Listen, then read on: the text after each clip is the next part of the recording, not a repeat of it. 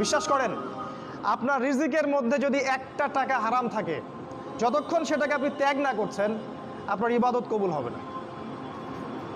কোনো ক্ষমতা নাই এই হাদিসটাকে উল্টায় দেওয়ার। আল্লাহ পাক বলেছেন, ইন্নাল্লাহা তাইয়্যিব লা ইকবালু ইল্লা তাইয়্যিব। আল্লাহ পাক পবিত্র, তিনি পবিত্র রিজিক ছাড়া কবুল করেন না। তিনজন ব্যক্তির দোয়া কবুল হয়, নবীজি বলেছেন।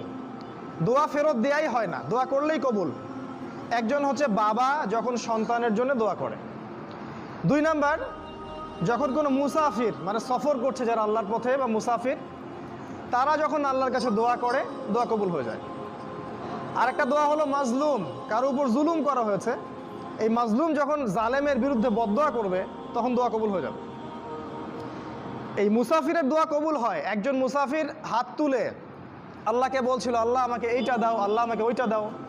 আর আমাদের নবীজি দেখে বললেন যে মুসাফিরের দোয়া কবুল হয়, কিন্তু এই ব্যক্তির দোয়া কেমন করে কবুল হবে যার খাবার হারাম, পানীয় হারাম, পোশাক হারাম, সবই হারাম। মানে রিজিক হালাল না হওয়া পর্যন্ত ইবাদত কবুল হবে না।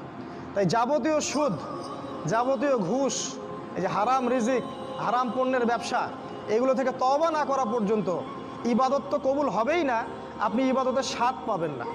এই যে নামাজ পড়েন, রোজা রাখেন, অনেক কিছু করেন, হজ করেন, স্বাদ পান না, আত্মতৃপ্তি পান না। এর কারণ হারাম রিজিক। আর নবীজি বলেছেন, শেষ জামানার অন্যতম নিদর্শন হচ্ছে মানুষ হালাল হারামের কোনো পরোয়া করবে না, যেভাবে পারে সেভাবে টাকা উপার্জন করবে। মেরে হোক, কেটে হোক, ঘুষ খেয়ে হোক, দুর্নীতি করে হোক, টাকা চাই, টাকা, অর্থ সম্পদ চাই। ভাবখানা এমন যে সে যেন পৃথিবীতে 1000 বছর